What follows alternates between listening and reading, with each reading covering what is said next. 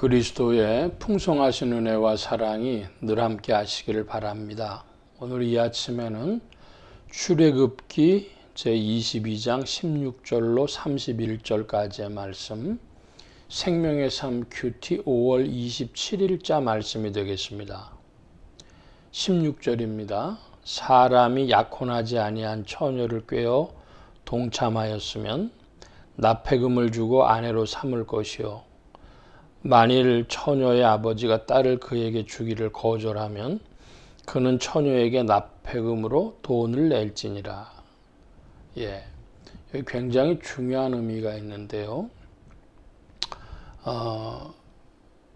어떤 사람이, 남자가 여자를 좋아했습니다. 그런데 결혼식 전에 동침을 했으면은 그 부모의 명예가 명예라기보다 위신이죠. 위신이 깎여졌다 혹은 위신이 추락했다는 이유로 납폐금을 줍니다. 아내로 데려가니까 상관없어요. 그런데 마음에 들지가 않아요, 그 사람이. 그러면 이제 처녀에게 돈을 주는 것으로 끝나는 겁니다. 처녀의 위신이 깎인 것이기 때문에 명예훼손에 대한 그 보상이 되겠죠. 배상이 되겠습니다. 손해 배상이.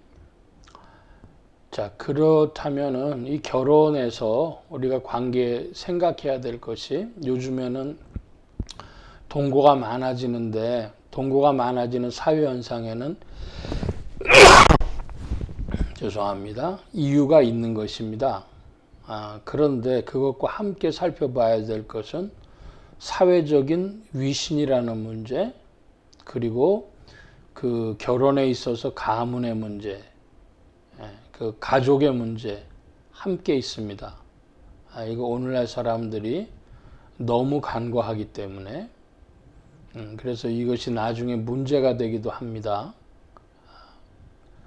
하나님께서 세우셨던 법, 거기에는 결혼 문제에 있어서 사회적 위신 문제도 있고, 그리고 가족의 문제도 있다.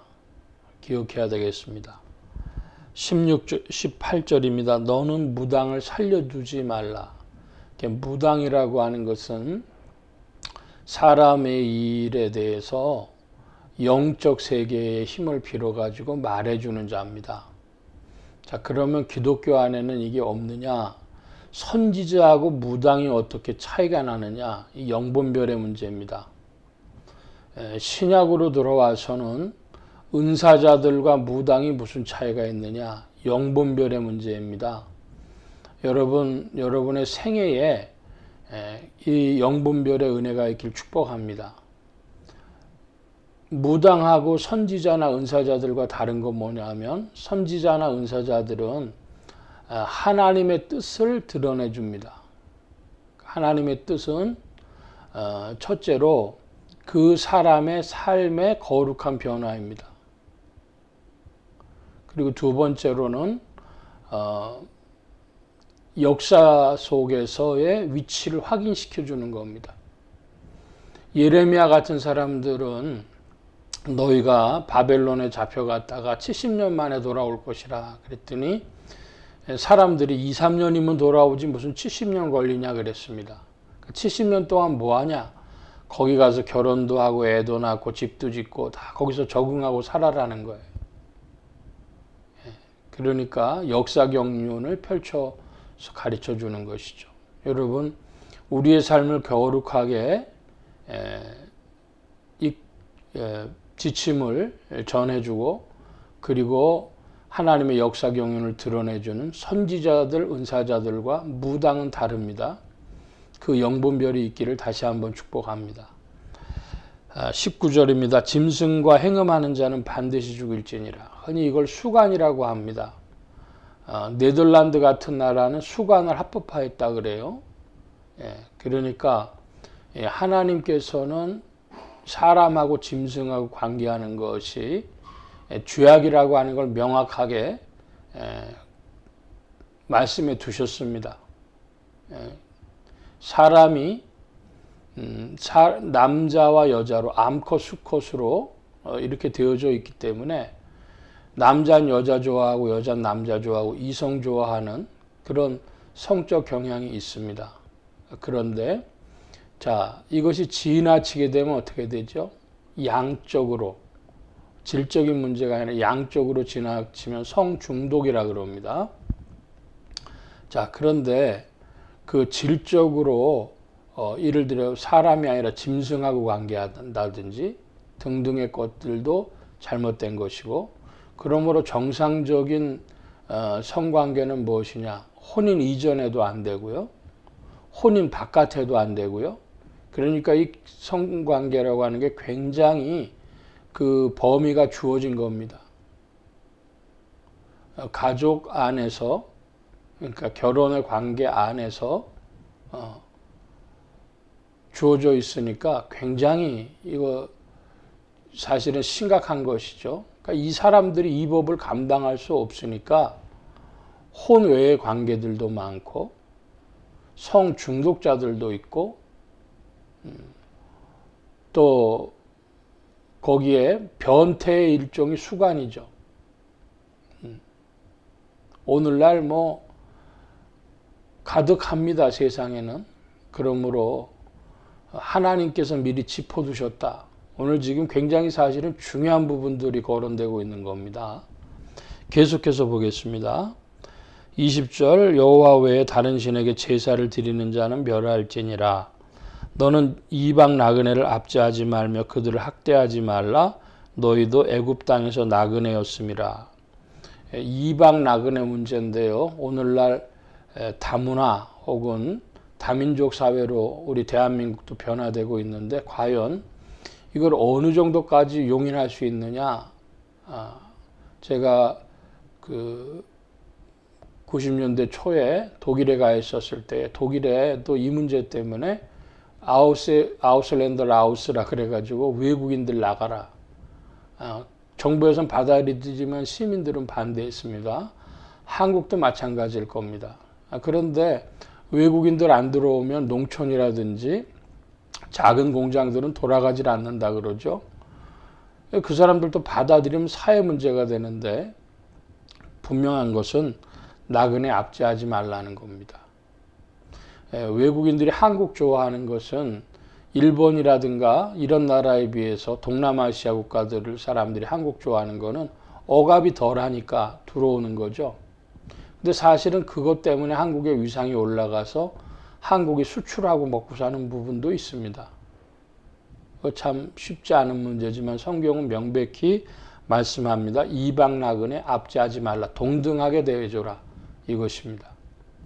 자, 22절입니다. 너는 과부나 고아를 해롭게 하지 말라. 내가 만일 그들을 해롭게 함으로 그들이 내게 부르짖으면 내가 반드시 그 부르짖음을 들으리라. 나의 노가 맹렬함으로 내가 칼로 너희를 죽이리니 너희의 아내는 과부가 되고 너희 자녀는 고아가 되리라.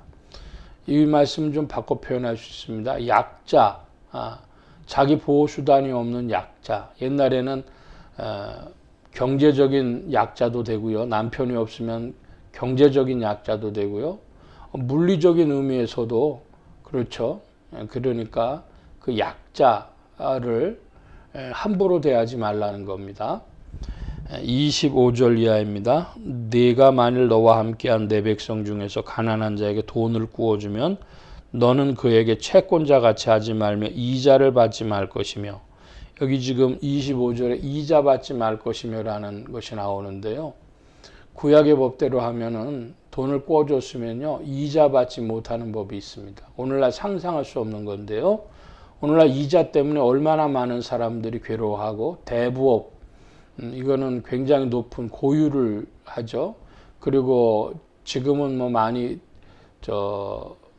줄어들었다고 합니다만은 그 깡패들이 들어서 가지고 돈 받으러 오는데 1년에 60% 이자 같은 거 못 낼 때 막 사람을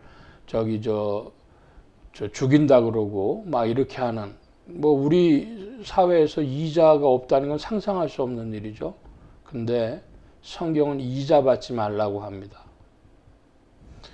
오늘날 자본주의를 버티고 있는 두 가지 법이 있는데요. 하나는 금융의 이자, 그 다음에 토지 문제, 토지는 하나님의 것이다.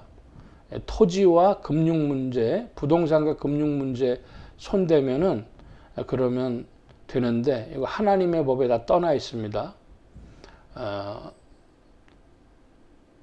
오늘 그 문제는 거기까지 보겠습니다. 부동산과 금융 문제에서 하나님의 뜻이 있다. 자, 26절입니다. 내가 만일 이웃의 옷을 전당 잡거든 해가 지기 전에 그에게 돌려보내라. 그것이 유일한 옷이라. 그것이 그의 알몸을 가릴 것인즉 그가 무엇을 입고 자겠느냐. 그가 내게 부르짖으면 내가 들으리니 나는 자비한 자임이니라. 사람을 아주 극단적으로 코너로 몰지 말라는 것입니다. 너는 재판장을 모독하지 말며 백성의 지도자를 저주하지 말지니라. 너는 네가 추수한 것과 네게 짜낸 집을 바치기를 더디하지 말지며 내 처음 난 아들들을 내게 줄지며 내 소와 양도 그와 같이 하되 이래 동안 어미와 함께 있게 하다가 여드레 만에 내게 줄지니라. 너는 내게 거룩한 사람이 되릴지니 들에서 짐승에게 찢긴 동물의 고기를 먹지 말고 그것을 개에게 던질지니라. 사람이 먹어야 할 것도 하나님이 구별하셨습니다. 존엄 지키라는 뜻하고 같습니다. 이 지금 30절의 말씀은 30절 31절의 말씀, 오늘 말씀을 정리합니다. 하나님이 사람들 사이에나 혹은 사물 간의 관계에서 그리고 하나님께 나아가는 법에 대해서 말씀하고 있습니다. 최종적으로 우리가 여기서 뭘 읽어야 되겠느냐? 하나님은 우리에게 자비하시고 하나님 우리를 사랑하시고 우리의 살 길을 일러주시기 위해서 인간의 위치, 존엄한 인간의 위치를 지키며 살 수 있도록 하기 위해 이 법을 주시는 것이지 우리를 번거롭게 하기 위해서 그러시는 것 아니다. 하나님의 법을 더욱 깨닫는 여러분들 되시기를 축복합니다. 기도하겠습니다. 만복의 근원 되신 하나님 함께해 주셔서 오직 주님의 크신 은혜와 사랑의 복 가운데 우리를 부르셔서 이제는 예수 그리스도 안에서 주의 법이 이루어지고 옛사람이 죽고 새사람으로 살아갈 수 있도록 생명의 문을 여시니 감사합니다. 그리스도 예수의 이름 안에서 성령 안에서 주님의 뜻을 발견하며 또한 기쁘게 그 길을 가는 자들 되게 하실 때에 주 성령님 더욱 도우시고 주의 백성들에게 소망과 기쁨과 감사로 더욱 역사하여 주옵소서. 주님 풍성하신 주의 일로 감사하는 성도들 더욱 되게 하여 주옵소서. 오늘도 주님의 사랑 가운데 인도하심에 온 교회와 성도들과 주의 종들이 함께 하여 주옵시고 복음 전파 영혼 구원하는 일에 쓰임 받으며 성령님과 함께 동참케 하여 주옵소서. 도우심 구하며 감사하며 의지하올 때 예수 그리스도의 이름으로 기도하옵나이다. 아멘. 하늘에 계신 우리 아버지여, 이름이 거룩히 여김을 받으시오며 나라의 마옵시며 뜻이 하늘에서 이루어진 것 같이 땅에서도 이루어지이다. 오늘날 우리에게 일용할 양식을 주옵시고 우리가 우리에게 죄 지은 자를 사하여 준 것 같이 우리 죄를 사하여 주옵시고 우리를 시험에 들게 하지 마옵시고 다만 악에서 구하옵소서. 대개 나라와 권세와 영광의 아버지께 영원히 있사옵나이다. 아멘.